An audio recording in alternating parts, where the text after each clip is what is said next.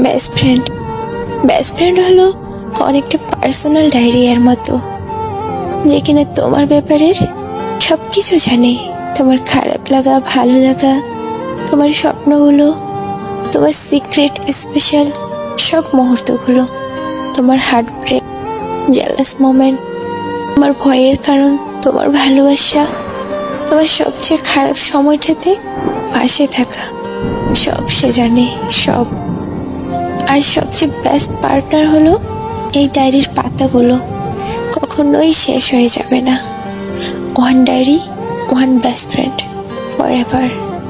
অবহেলিত তার কাছেই হয়েছি যাকে আমি আমার থেকে বেশি প্রাধান্য দিয়েছি।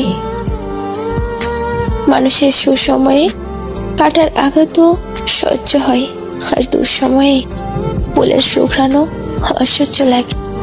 জীবনে সবকিছুর অভাব হলেও একমাত্র কষ্টের কোনো অভাব হয় না। সব থেকে কষ্টের আওয়াজ, আপনি যে নাম্বারে কল করেছেন তিনি এখন অন্য কলিংয়ে ব্যস্ত আছে। সম্পর্ক যদি ভাবনার সাথে মিশে যায় তাহলে তা ভাঙা মুশকিল, আর যদি স্বার্থের সাথে মিশে যায় তবে তা টিকানো মুশকিল। চোখের জল হৃদয় থেকে আসে, মস্তিষ্ক থেকে নয়। পরিকল্পিত কাজকে মাঝে মাঝে পিছনে ফেলতে হয় আমাদের জন্য সামনে যা অপেক্ষা করছে সেটা পাওয়ার জন্য। কষ্ট তোর না, হয়তো আমার ভাগ্যে ভালোবাসা লেখাই ছিল না। অপেক্ষা করাটা কষ্টকর, ভুলে যাওয়াটাও কষ্টকর, কিন্তু কোনটা করা উচিত না বুঝতে পারাটা বেশি কষ্টের।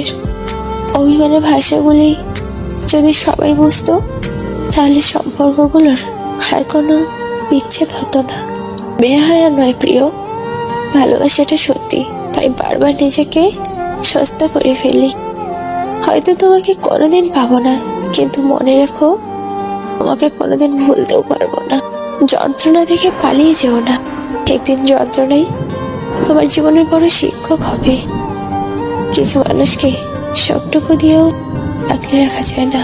চোখের জল সবার জন্য আসে না, যার জন্য আসে সে তার মূল্য বোঝে না।